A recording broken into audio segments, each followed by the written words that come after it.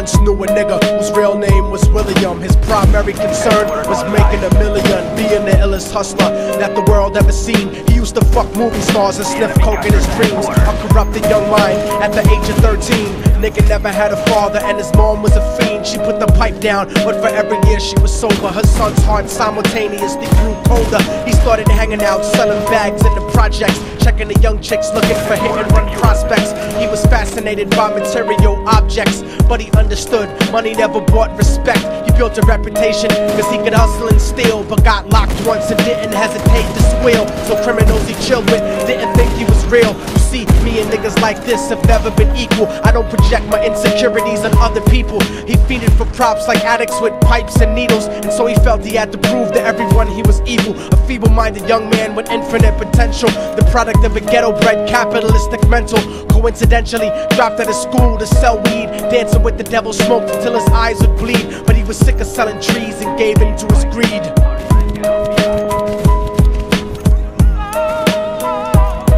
Everyone tryna be trife, never face the consequences. You probably only did a month for minor offenses. Ask a nigga doing life if he had another chance. But then again, there's always the wicked that knew in advance. Dance forever with the devil on a cold cell block. But that's what happens when you rape, murder, and sell rock. Devils used to be gods, angels that fell from the top. There's no diversity because we're burning in the melting pot.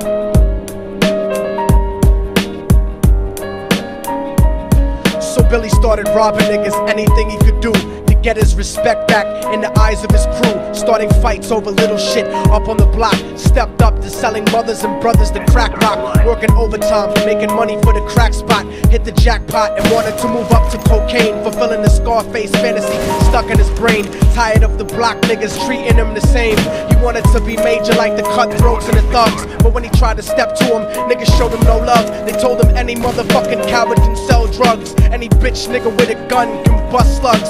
Any nigga with a red shirt can front like a blood. Even Puffy smoked the motherfucker up in the club. But only a real thug can stab someone till they die. Standing in front of them, staring straight into their eyes, Billy realized that these men were well guarded, and they wanted to test him before business started. Suggested raping a bitch to prove he was cold-hearted. So now he had a choice between going back to his life or making money with made men. Up in the sight, his dreams about cars and ice made him agree a hardcore nigga is all he ever wanted to be. And so he met them Friday night at 2:45.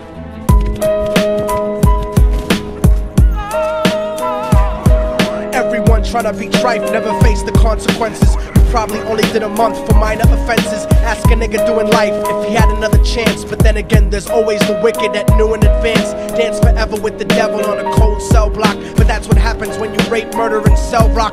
Devils used to be gods, angels that fell from the top. There's no diversity because we're burning in the melting pot.